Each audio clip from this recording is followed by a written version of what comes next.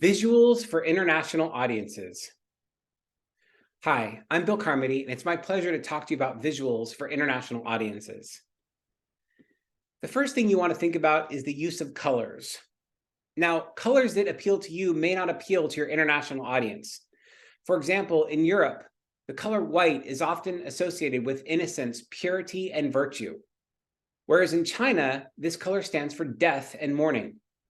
So if you're trying to create an uplifting piece and you're using a lot of white in China, you're actually sending the wrong message. Something as simple as a color can make a whole difference in your effectiveness of your communications and your visuals. The next thing is imagery and symbolism.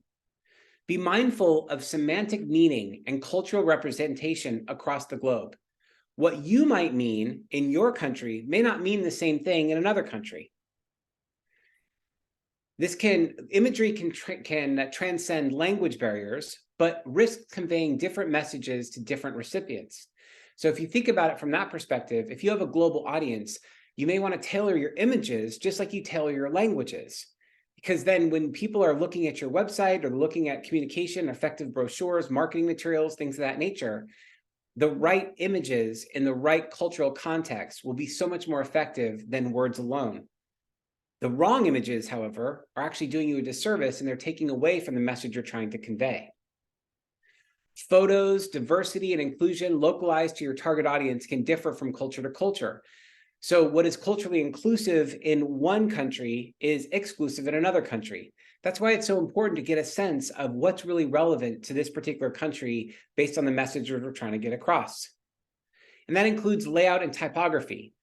Both the presentation of the text sections and their reading direction can have a great impact on the reading experience and the layout of a transnational corporate website. So for example, in the West, we read from the top of the page, left to right, all the way to the bottom of the page, and we flip the page over.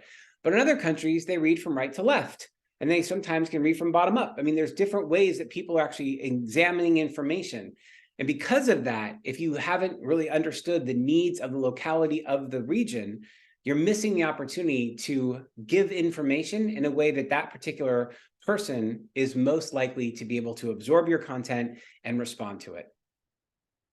Lastly, view with actual members of your international audience. So once you've decided on what you're going to do, make sure you clear it with your international audience participants. This can be as simple as sharing it with other people who are from that particular country, and they'll spot it right away. They'll say, hey man, the way you just used that color, it doesn't mean what you think it means. Or that graphic doesn't land, here's why. And so just having that check and balance will ensure that when you're using visuals, they're culturally appropriate and they're going to land with the international constituents you're looking to enroll.